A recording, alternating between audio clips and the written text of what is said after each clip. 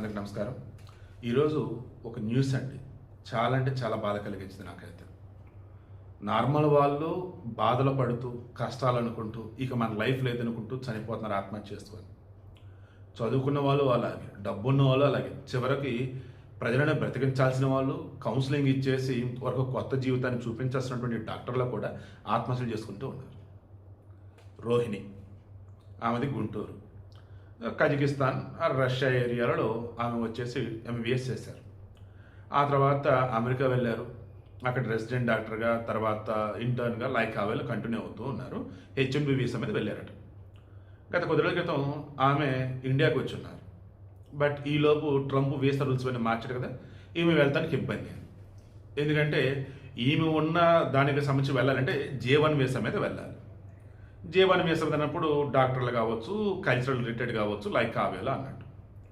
ఈ visa interview జరుగుతున్న మూమెంట్లో మనకు అందుతున్న సమాచారం మేరకు అతను వీసా ఎవరైతే ఇంటర్వ్యూ చేస్తాడో అది ఇంటర్వ్యూ చేస్తున్నప్పుడు యుఎస్లో ఎన్నాళ్ళు ఉంటావు, ఎందుకు ఉంటావు, ఏంటని అన్నప్పుడు ఈమె పర్మనెంట్గా అక్కడే ఉండాలి, నీకు అక్కడే సెటిల్ అని చెప్పేసి అనుకోండి అని చెప్పేసి చెప్పింది ఏదైతే ఉందో అది ఆ వీసాకి సంబంధించి ఇంటర్వ్యూ చేసిన పర్సన్ని కోర్స్ వాళ్ళు ఎలా ఉంటారంటే ఇంటర్వ్యూ చేసే వాళ్ళు ఎవరైనా కానీ వీసా సంబంధించి చదువు కోసం వెళ్ళామా, చదువు అయిపోయాక రావాలి. ఒకవేళ జాబ్ పర్పస్ అని అంటే ఆ జాబ్ 2 రోజులు ఉన్న తర్వాత వచ్చారు, అక్కడే ఉంటామన్న వర్డ్ కనుక యూజ్ చేస్తే వాళ్ళ మ్యాక్సిమం వీసా రిజెక్ట్ చేస్తారు.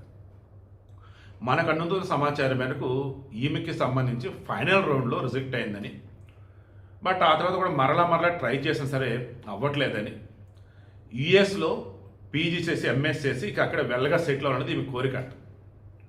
బట్ అన్ఫార్చునేట్లీ అది అవ్వలేకపోయేసరికి ఆ బాధలో ఇక హైదరాబాద్ ఉంటున్న ఏరియాలో ఆమె ఉంటున్న నివాసంలో నిద్ర మాత్రలు మింగి ఆత్మహత్య చేసుకుంది, చనిపోయారు. వాళ్ళ స్వగ్రామం స్వస్థలం గుంటూరు తీసుకువెళ్ళారు. ఇప్పుడు మెయిన్ ఇంటెన్షన్ అసలు ఆత్మహత్య ఎందుకు? పలానా చోట నువ్వు చదువుదాం అనుకున్నావు, పలానా చోట నువ్వు జాబ్ చేద్దాం అనుకున్నావు, పలానా చోట నువ్వు ఉందామని అనుకున్నావు, పలానా మనిషి నువ్వు ప్రేమించావు, వాడితో లైఫ్ అనుకున్నావు, లేదా ఆ అమ్మాయితో లైఫ్ అనుకున్నావు.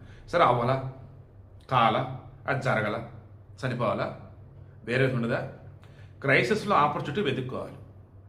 కష్టంలో నుంచే నీ సుఖాన్ని నువ్వు వెతుక్కోవాలి. చనిపోవటం ఏంటండి? మరలా చెప్తున్నా, ఈ జనరేషన్లో అసలు చదివిన చదువుకి వాళ్ళ ఆలోచనకి తేడా లేకుండా అయిపోతుంది.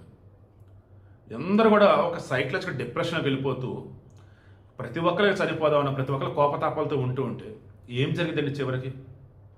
దయచేసి ఇక నుంచైనా డైలీ కొంచెం మెంటల్ బ్యాలెన్స్ ఉండే విధంగా మెడిటేషన్, వాకింగ్, అండ్ ఇక మన వల్ల కావట్లేదు అనుకున్నప్పుడు డాక్టర్ని కలిసి సైకాలజిస్ట్ కౌన్సిలింగ్, సైకాట్రిస్ట్ మెడిసిన్ అవసరమైతే ఆయన ఇస్తాడు.